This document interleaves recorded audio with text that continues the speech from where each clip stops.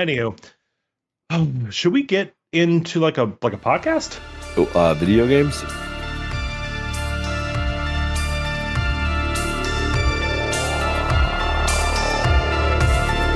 Three, two, one. Backlog.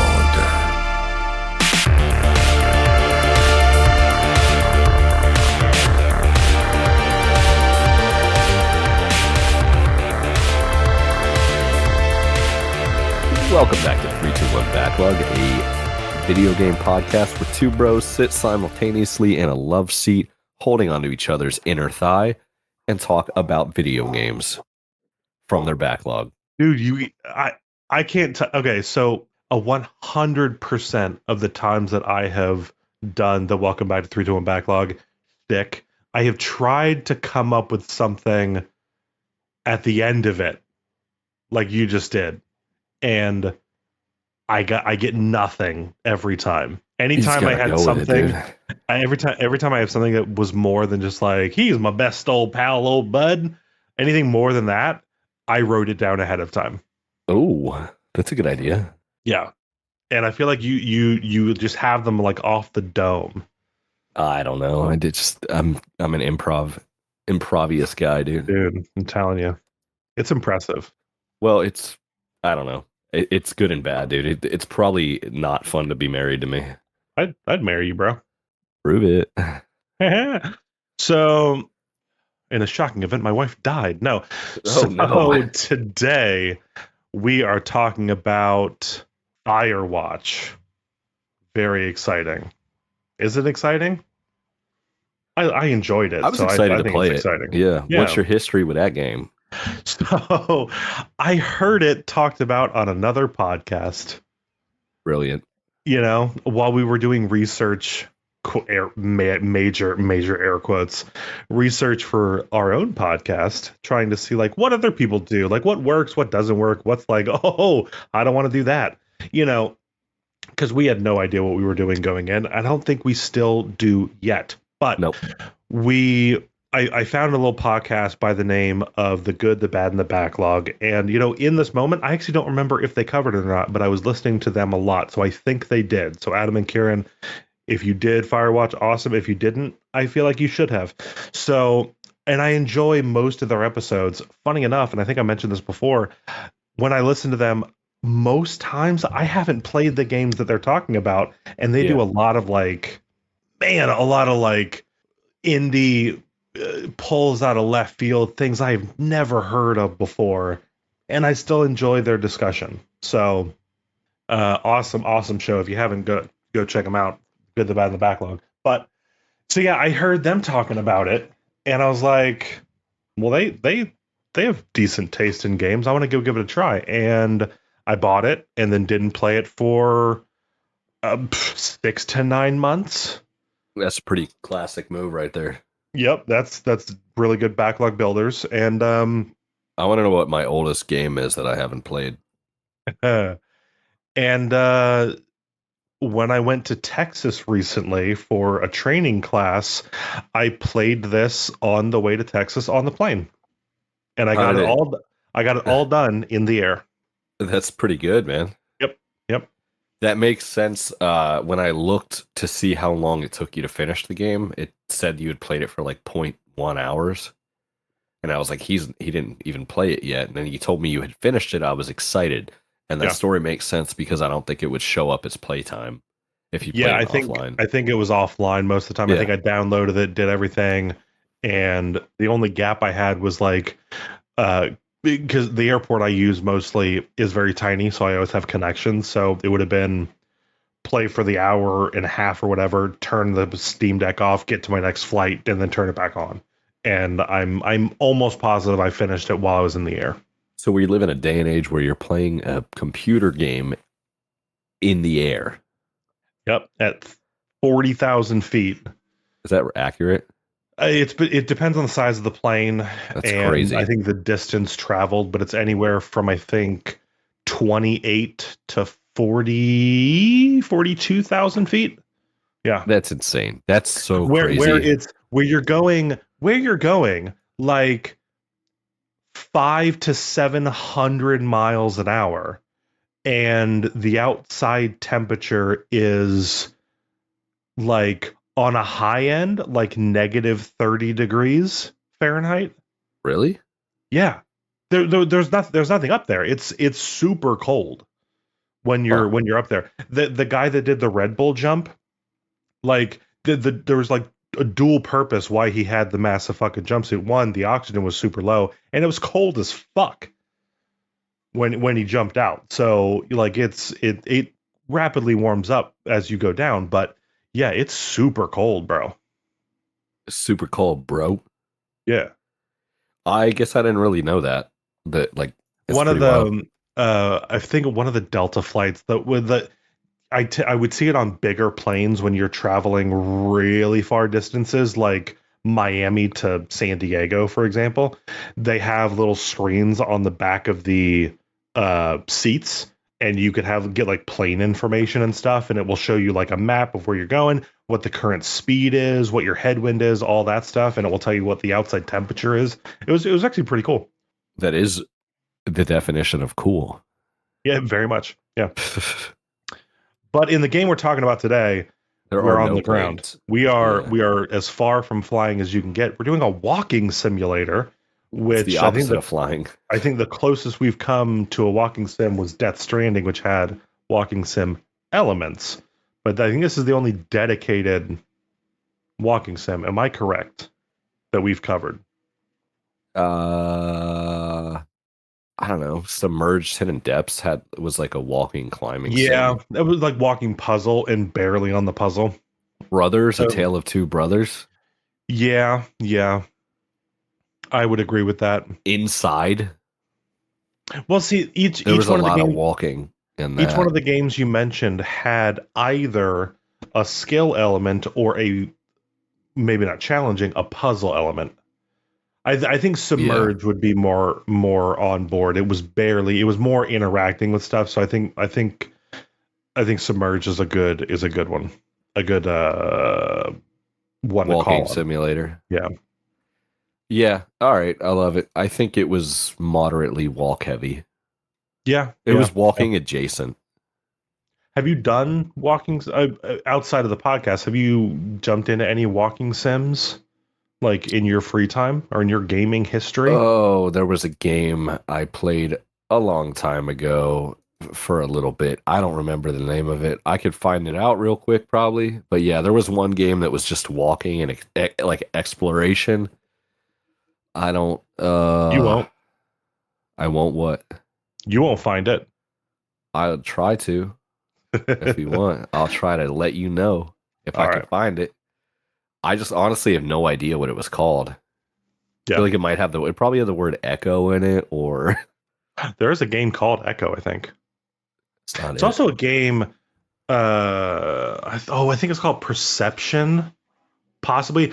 The name might not be right, but the premise is you're playing as a blind girl, and you have to kind of like I think Ben Affleck's Daredevil, like you have to like get some echolocation shenanigans going on where you like you can trigger something to like hit your cane or whatever, and it shoots like shockwaves out, and you can then see the map from that. But if you just stand there and do nothing, everything's black.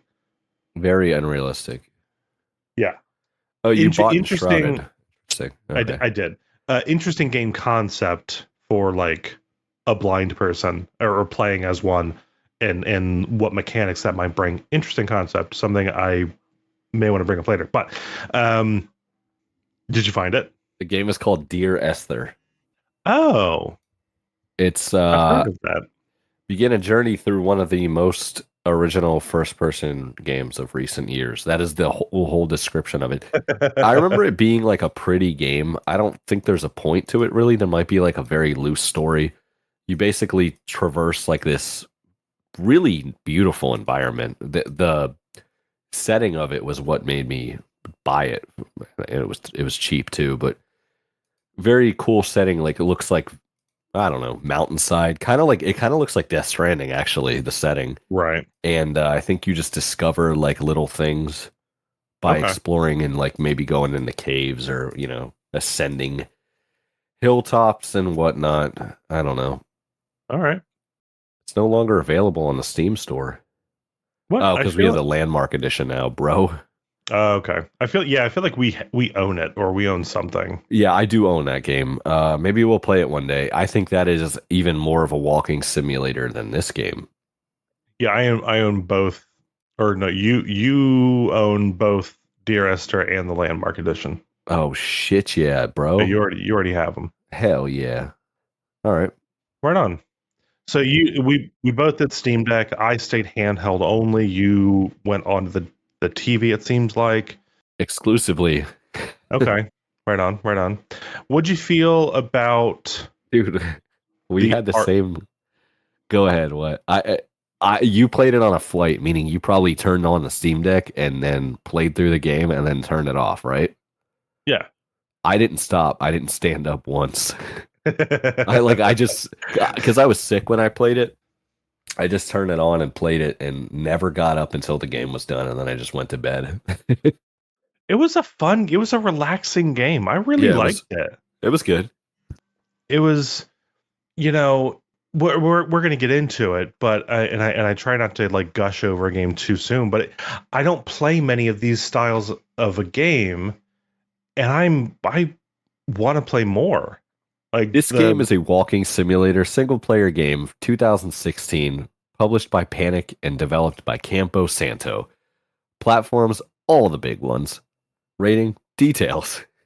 It got a 9.3 out of 10 on IGN and an 81 on Metacritic. I don't know if it got awards. It probably did. I love we use OneNote to keep track of all of our notes, and I made a little rubric of stuff, and I didn't take out like a details filler word. I love that. Just reading all my, well, it's all just my there, yeah. But mistakes. Very funny. Is a joke even better when you go and over explain it afterwards? no, it's worse. Oh, Whoops. damn it. That's why. Okay. So Well, I thought we should get that out of the way because that's our one thing we're not. we consistent definitely about didn't at do all. it for Metal Gear Solid. So Yeah, we did. we tried. I don't know if we did. We did Yeah, a we bit. talked about IG. Fuck. Wait, did we? You know what? I don't know. I don't know Today's a either. blur. So art, style, / and or graphics. Graphics. What are you feeling? The graphics were good. The art style was okay. I don't know. There's nothing. The art style was kind of material design, if that makes sense. Yeah, how we figured out if Cell this shaded? art style. Yeah, does it have a name? And I don't know.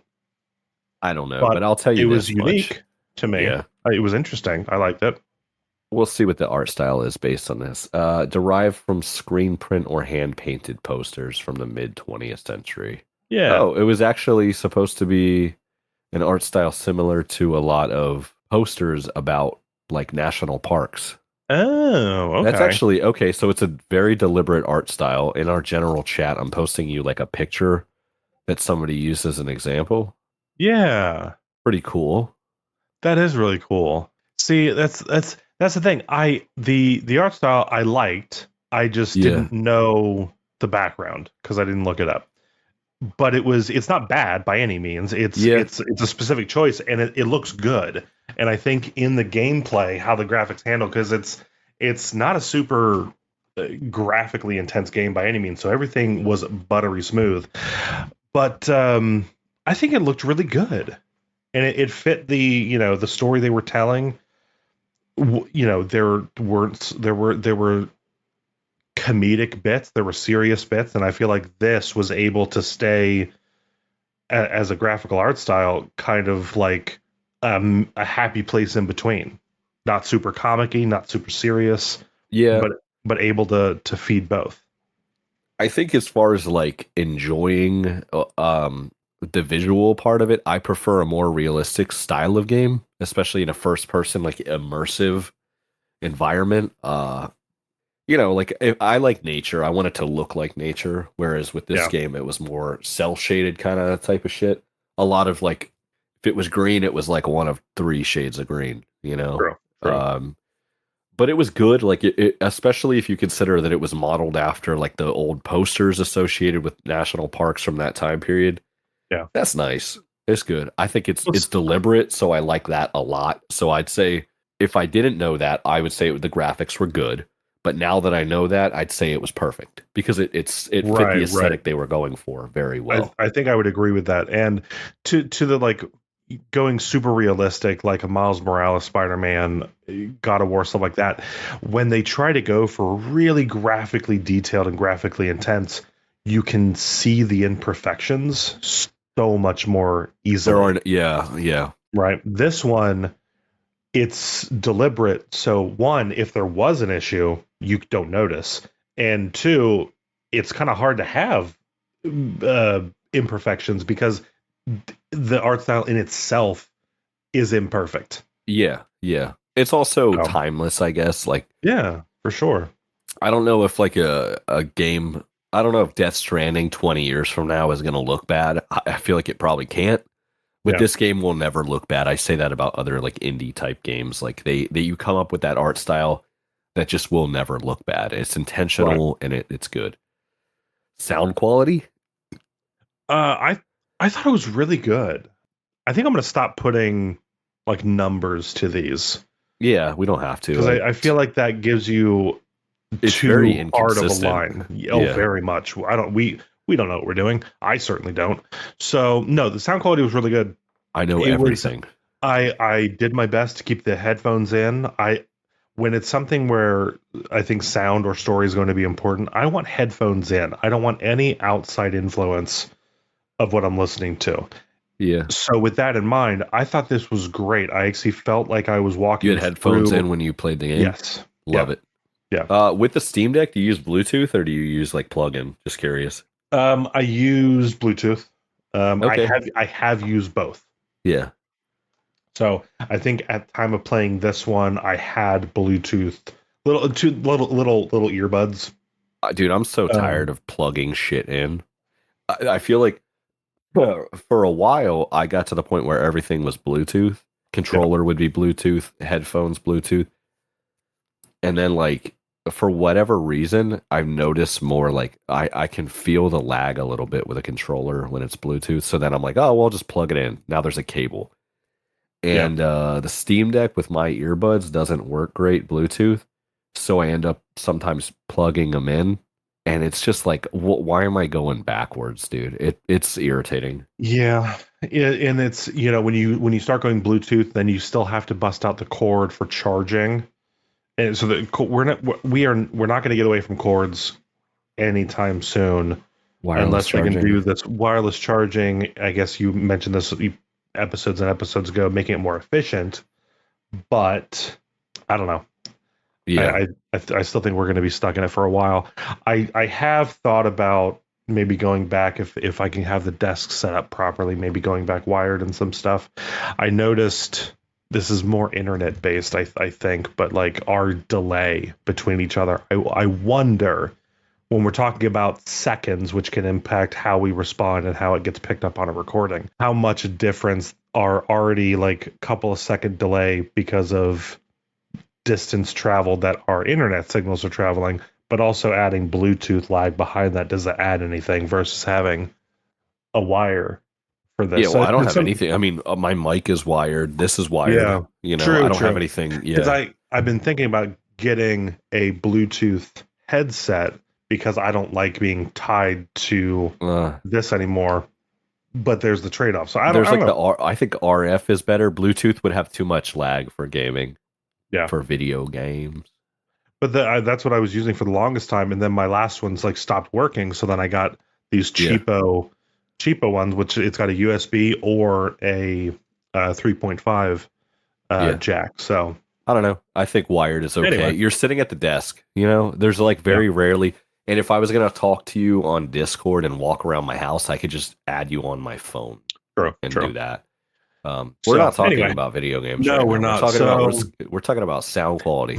I think it was good. I think it did everything it needed to. What about voice acting? That's what this game was. Oh yeah. So I think it was great. The cast they had was fantastic. I don't think there was anybody other than the two people. There were some teenagers at some point. Yeah, they like yelled from afar. Yeah. I'm actually bringing up the cast right now. So Rich Sommer played Henry. I believe I saw him in Mad Men. I think he was one of the guys. He sounded like somebody else, but I couldn't pin it like who I thought he was. And then I looked him up and I was like, that's definitely not who he sounded like to me. Yeah, I think he's been in Mad He Men. was in Mad Men, yeah. He's been on camera. I don't know him from anything else. Just looking, he was in Inside, which is interesting. I didn't know Inside had voice. Strange, yeah. Maybe when you're running, somebody was like, "Get him" or something like that. It could be something like that. He did the dog barking. Life is Strange, Gone Home, Limbo again, Little Nightmares. What? Hold on. Oh, he's a video game voice actor. I'm so dumb. Are you? I'm looking through a list of similar games, more like this where it's similar games. Okay. I'm a moron. You're like, God, he's been in every walking simulator game ever. I'm going to leave all that in. Devil Wears Prada, Mad Men, Firewatch, Summer of '84. Is Devil Wears Prada a walking simulator? Yes. No, that's something he's been in. Awesome. Fantastic. We can move on. His counterpart, Delilah, I believe, or it was Delilah, is Sissy Jones, which her voice also sounded familiar. Sissy, C-I weird S-S-I. Yeah. Firewatch, Starfield, Baldur's Gate 3. Oh, that's right. She's the voice of the Absolute in Baldur's Gate 3. It was like a godlike character or entity in the game who's kind of like a behind the scenes character. Yeah, but yeah, right. It's just like the narrator sort of. Not yeah, no, I don't think it's the narrator. The narrator was different. The Absolute was actually within the game like a deity. Okay. And through different story beats, I believe you could have the Absolute talk to you, and that was her. Looking at there was a little bit of stuff. Ned Goodwin voice acting, and then Julia had a moment. No, oh, that's right. Julia was his wife, right? Yeah, she still is. Doesn't matter a whole lot. I don't know. There's a lot of people. Yeah, mostly it was Henry and Delilah playing off each other, and little one-liners here and there. So I just want to say, as far as the voice acting goes, there was a couple moments where they it happened. Delilah did it and Julia did it. They talk like on the walkie-talkie, and it bothers me when you can hear like every breathing in of air they're taking in. It's like, just back it off. I know you're trying to sound sexy or something, but fucking back it off a little bit. Oh, when they try to do something like this. Yeah, I'm not gonna do it because I'm sick, but I don't want to get my microphone sick. I got you. But yeah, it's like when you can hear somebody's fucking teeth chattering as they close their mouth, it's a little much. But I understand why. But it's not even a valid complaint. It just feels weird to me because I can taste what they're fucking eating before they recorded. It's something that they were doing intentionally, not like a byproduct of just being too close. Yeah, like I think it was. I don't know why Julia did it but Delilah did it at some point, like when she was trying to be sexy. Gotcha. Okay, but whatever, it doesn't matter. Yeah. There were all right. So that's voice acting, right? Yeah, I check. I think from what we talked about, the graphics and the art being amazing in context of the game and what they chose to do, I think the voice acting was on par. In my opinion, I thought it was really good. Yeah, Delilah did sound like a bitch that sits in a cabin all the time and drinks tequila. Yeah. And Henry did sound like I don't know. It was good. They were good voice. They were appropriate choices for the actors. I agree. I feel like we should. So the beginning of the game, I feel like we should explain a little bit in the gameplay just how the game plays. At first, it's really like a text-based thing. They give you like a little bit of an explanation about like what's going on prior. So the main character is Henry. He's married to a woman named Julia. They met in their 20s. They've been together for a long time. She has extraordinarily early onset dementia.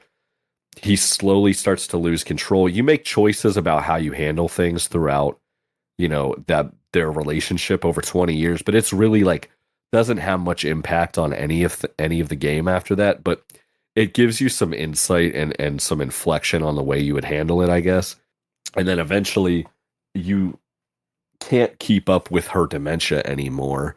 You start drinking more. Your character starts drinking alcohol more often, and her family takes her away from you. She's Australian. They take her all the way back to Australia, and you lose custody of your wife. I don't think that's the right term for it, but that doesn't sound right. you lose possession of your wife, dude. You lose ownership, and your property is seized from your hands. Yeah, that sounds way better. We are speaking in jest. Yeah, so then you take this job as a Firewatch, which is a person that in this time period in the 80s, they would just have people posted up to watch for wildfires during the summer dry season up in the Wyoming area. Yeah, they were in Wyoming, but in the various mountain ranges where there's a lot of deer and forest the antelope play. Yeah. Yeah.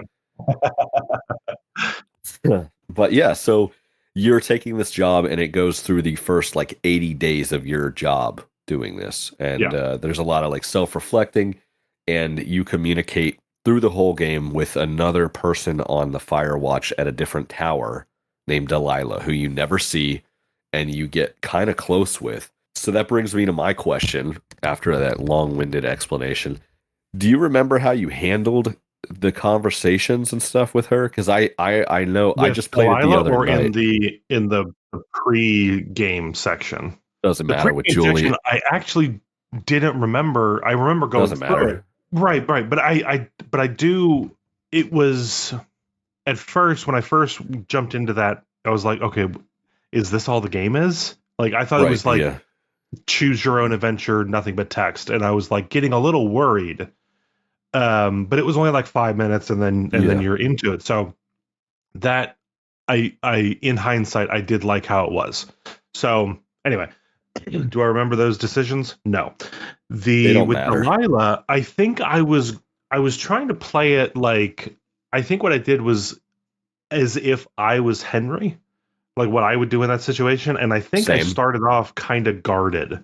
Yeah, me too. But not. I think it was probably the neutral option of like, I'm not going to be super friendly and open up right away, but I'm also not going to be a dick.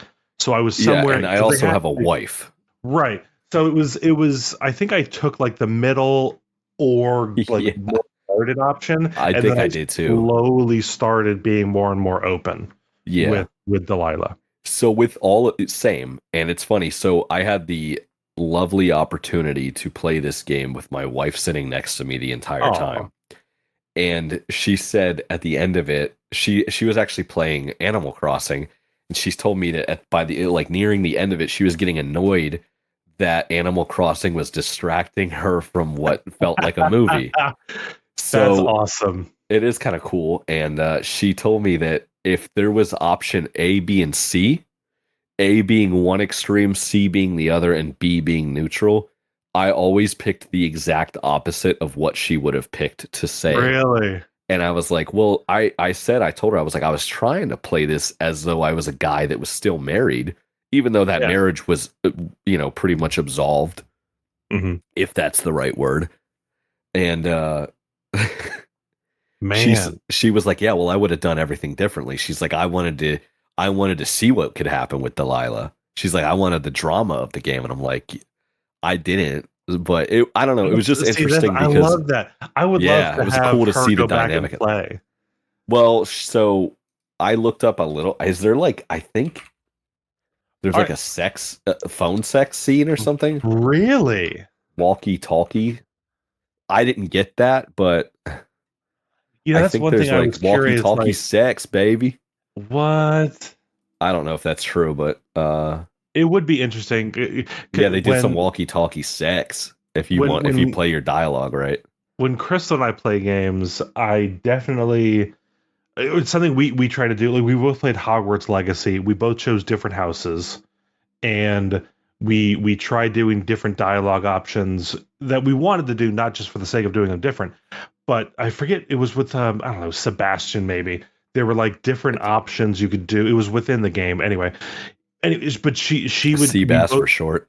yeah, Seabass. We chose different things because we were curious to see Yeah. what would happen differently. I would love to have your missus go back and like play Firewatch and see what she gets. It would just I don't know, that'd be really fun. Yeah. I If she think if she wanted to play. it would have been It'd be cool for her, but to play them independently and then talk about it, I guess, because like you and I, it sounds like we made a lot of the similar choices. yeah. The furthest that I went with Delilah was telling her that like during the first controlled burn night, they kind of watch it from their balconies together and Yeah. discuss it a little bit. And she said like, I wish you were here. And all I said was, I wish I was with you too. That was it. I didn't like touch my wiener or nothing. But I guess you do have the option to have walkie-talkie sex, which What? is very weird because you find out later on that somebody's been listening to your conversations the Yes. entire time.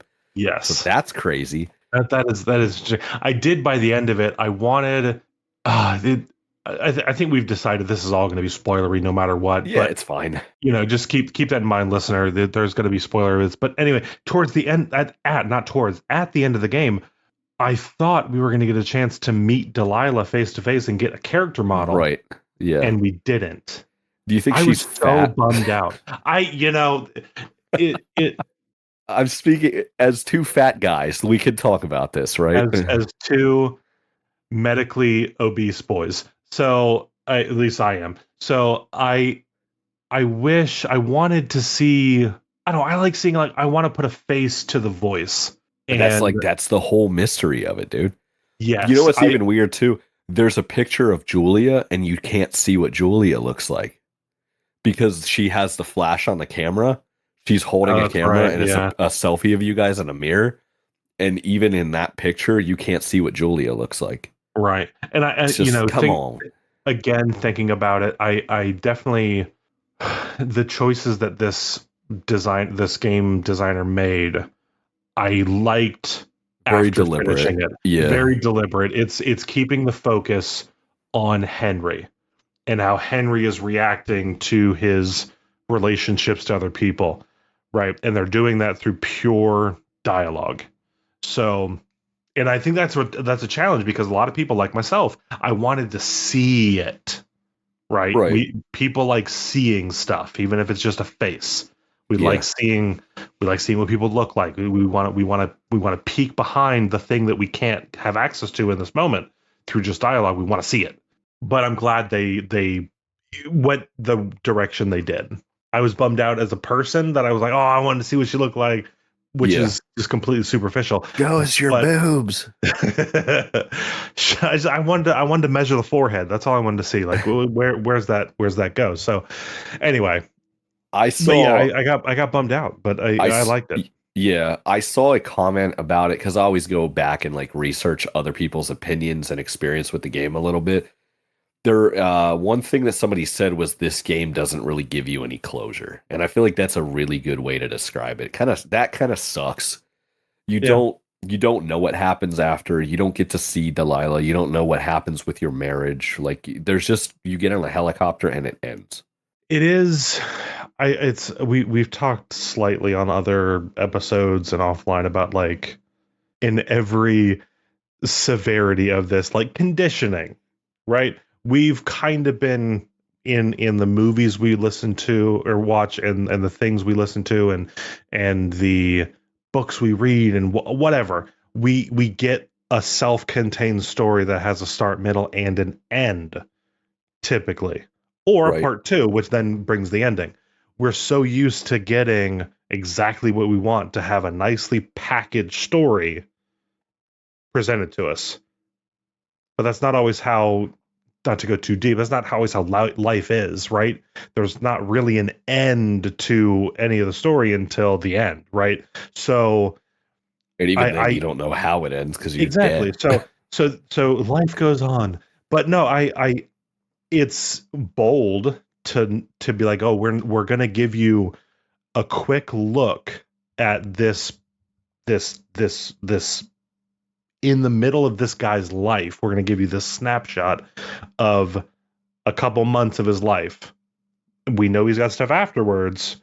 We know he had stuff before, but we're just gonna give you this, and that's it. Sure. So I don't think everybody's gonna do that because there's going to be some disappointment, but I liked that they did. I just want to point out that on Steam, it says, is this game relevant to you? Similar to games you've played. Death Stranding, Grand Theft Auto 5. You get to kill a hooker in this game. What? Yeah, there you go. There you go. There's a little comedy for you. The gameplay of this is really a walking game, right? Oh, yeah. There's some interactions with things. No fighting. I did expect, like, I don't know, maybe it's like the video gamer side of me. Like at some point, you acquire an axe, and I was like, yeah, we're going to get to fuck somebody up, but you fuck up a tree. Yep. I was, if anything, at first, I was expecting animal encounters that could become dangerous. Like a bear?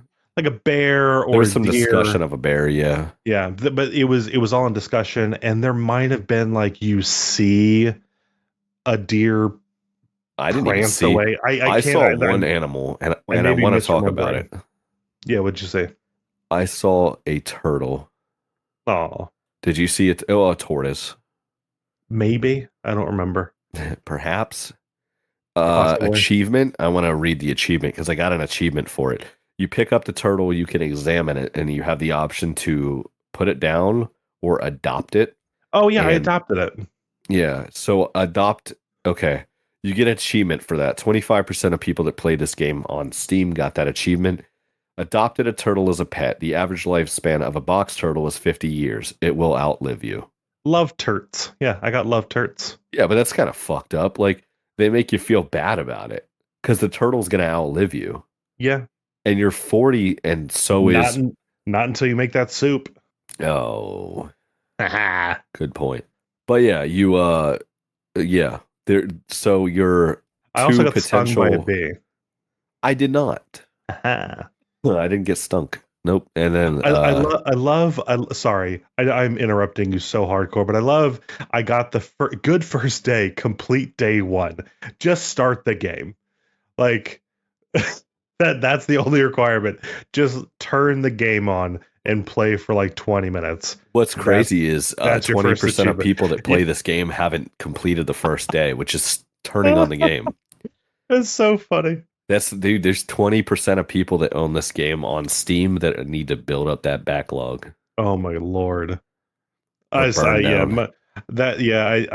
were some other achievements I didn't get. You got to listen to a tape, something with a raccoon, and then some film. I think looking at a camera, but filling the camera. Yeah, I took one picture of a document, and just in case I needed to reference it later, and then you can immediately take the document. So that was pointless. Okay, yeah. So you were talking about mechanics, walking, really being that it. We thought there was going to be combat or something. So at first I thought it was animal encounters, and then we started having the mystery of like somebody listening or somebody else in the woods, and I was like, oh, okay, there's going to be combat in. I assumed like a very truncated version of it, but there might be something, and it never came. So yeah, that was another thing too. In the beginning dialogue portion of the game, you talk, you go through these scenarios with your wife, Julia, and one of the scenarios is that a guy like kind of attacks her outside of a bar. Yeah. And in my dialogue option, I beat the fuck out of this guy, and it said like your arms got cut pretty significantly, but you beat the guy's face into a bloody pulp. Mm-hmm. So in my head, I thought, okay, so this main character, Henry, can fight a little bit at least. Right. He can win a knife fight with his fists.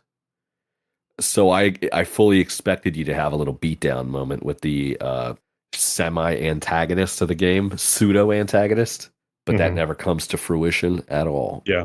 Even like I expected them to do something like, oh, there's a game that's like horror survival, walking sim kind of thing. I think it's like Fort Solis or something. You're on Mars and somebody goes crazy and starts killing people, I think. But that one, there's like a combat scene, but it was quick time events. So it's like I think you get attacked, Yeah, you're like something hitting like buttons. that would have been That's appropriate. kind of what I expected. Not like, ooh, aim, swing your sword. I didn't think that was going to happen. I thought it was going to be more like just a sequence versus anything else. But and again, I'm not disappointed that we didn't get that. It's just like you said, gamer brain. You expect, we're going to have combat because You have every game has preconceived combat. notions, dude, because of the implications. So, did you enjoy the story of this game? Because that's really all it was. Oh, so sorry. It's because of the implication. Yeah, because of the And he implication. just stares you down. Okay. So, there was something I was going to say. Dialogue. I think you asked me about story and dialogue. Two things I want to mention: the supply boxes and dialogue choices. We talked a little bit about the dialogue choices, giving you like the two extremes, and then somewhere in the middle. So like a good, a mean, and like a blah neutral answer for your responses. And I think the game on the whole did a really good job of not doing the thing I'm going to describe, which is like Assassin's Creed did this in Odyssey, of like you get a yes or a no. Those are your two choices, yes or no. And you usually, oh no, I don't want to do that. You'll just say, you'll pick no. Hey, do you want to help me do XYZ? You're going to pick no. And then instead of saying no, they go, well, fuck you then. And like, that's your character's answer. Like that you choose a dialogue option, but then what is spoken as a result of your selection is like so much more extreme than what you thought was going to happen. You think you're going to calmly say no, and the guy just like stabs him in the throat. Right. So this game actually gave you your choices laid out in a way that you knew what you were getting. Yeah. So I think there was the only time where it was like, oh, okay, is I think I chose in my brain, it didn't come across as a mean response, but I think I did a mean response to Delilah one time, and she got super offended. Yeah. And wouldn't talk to me for a couple minutes. Yeah. The same dude. I think we picked the same fucking choices for everything. It's funny because you and I have very similar like childhoods for the most part, like from like, I think the term is childrenhood. Childrenhood. So, I think it's funny that we probably would choose a lot of the same stuff, but I just wanted to call that out. This game did a really good job of it. There was maybe one or two where it's like, you might not quite know what you're going to get when you pick that response, but I think it did okay. And the supply boxes, so sprinkled throughout the map, which we didn't talk about the map, I liked. Sprinkled throughout the area that you were playing in were these like supply boxes, but I really think they missed an opportunity with like using them, because what they're there for is like people in the woods hiking in an official capacity with the Firewatch, or just leisurely, somebody from the public. It's if you need something, you can help and look, or leave something behind and like keep that exchange going. It was just random stuff, right? It wasn't anything. I think there was a rope at one point, which there was a rope. You do get eventually. There's like one thing where you have to go and retrieve your supplies from one of them. That one was different. That was that one had but I'm just talking about like all of them at large. So it was a side quest, I guess. There's a whole storyline between two other Firewatch employees that maybe had a semi-homosexual relationship going on based on the boxes. They would like leave notes and letters and like food. And then there's like one of the achievements, if you do everything, you can find a cassette tape of the song. So there's one porta potty I found that had lyrics to a song written in it. And then I guess if you uncover enough, you can find the tape. It's called Old Shoshone. And it's okay. All right. So I see what they were going for. I just didn't follow through. So that was on me. Yeah. And neither did I, because you know what? maybe it's me, but like I didn't feel like I needed supplies, so I didn't open supply boxes. Yeah, I see. I thought when we did the rope, I thought it was going to be like, oh, when you go to a new area, like your supply box is like how you start that area, or Right. a new trail rather. So, and it wasn't that. So I guess my expectation again as a gamer, I maybe I just thought it was going to be something different. So Yeah, you actually, basically get unlimited rope eventually, and I yeah, thought maybe it would have been a little more, maybe it would have felt like padding, but if it made it so you had to like actively find rope to be able to traverse and mhm. you have to look That through would the have been supply boxes to in yeah, order to do it, that would have annoyed the shit out of me, but it would have very made true, sense. very But true. Yeah. So yeah, I think now that we're talking about it, and the bit you talked about, I think it was good how it was. I think it's again that like your preconceived notion and what you're expecting, right. I think is different from what they went, which is great. So Yeah. um, so yeah, I think that's all I have. What you got anything we missed or any final Uh thoughts? Yeah, one thing I want to mention again, I kind of researched a little bit afterwards, but I guess there's like people do kind of like challenge runs on the game. And one of the Really? things that they do is like try not to talk to Delilah at all. Basically just ignore her because most of the conversations you can have are actually like a choice, you know? But I Yes. guess you could ignore her completely, and then there are ways that the game makes it so that you have to have certain conversations. Like Hmm. I guess yeah, I don't know. There's just like the part where you find a clipboard where the guy that was kind of tailing you a little bit, Hmm. he scribbles down shit that you've said to her. So like Yeah. there's part of that has to happen, so they find a way to force it in, but all the rest of it is just you could basically not talk to her at all. You could just be that Yeah. guy. Yeah. You definitely could be. There is also a whole like mystery plot, subplot that's kind of baked in. I don't think we're really going to go into it. There was some mystery. I think with this game, with how short it is, definitely go play it if you haven't. It's got a little interesting story that they kind of talk through, and you find little clues in the world that kind of fill out the whole story as to what happened and all that good stuff. So I definitely think somebody should play it rather than us try to limp through it. But there's a little bit more to the story than we've talked about. A But lot more. I think for me, I liked the interactions between Henry and Delilah the most, Yeah, along that's with a the big part of the scenery. game. It's half Yeah, of it. yeah, It's half of the gameplay for sure. yeah. It's kind of interesting. I have a friend at work that was telling me about like we were talking about games that we enjoy playing or that we really liked, and he told me that this was one of the games that he played that he really enjoyed, and then literally the next day, you told me that this was going to be the game we were going to play. Yep, yep, So that was kind of crazy. So I just added it to my wish list, and I didn't even know that you owned it. But yeah. It was yeah, one of so that was pretty those. cool. Yeah. I love how that works. Next time I It's see him, I'll get to tell him like, "Hey, I played that we game, bro." we played it. Hey, we recorded an episode. Yeah, I don't want to be weird or anything, but I went home and pretty much played that game after we talked about it, even though I told you I'd play it eventually, and you didn't believe me. But now And then you we know I'm not shouted you out on a the fucking podcast. liar. Oh man. All right. So before we wrap up, we do need to figure out what we're playing next. Yeah, so we're And gonna do. you've told me Huh. you've got some options, but I don't know what Yeah, they are yet. yeah. So I know you like to be like generally you like us talking about it on the like the reveal or whatever. Mhm. So I'm gonna do a little different. You are gonna pick the game still, but you're Oh, picking it from jeez. my choices. All right. So your choices are Ori and the Will of the Wisps or Hollow Knight. Oh no. Okay.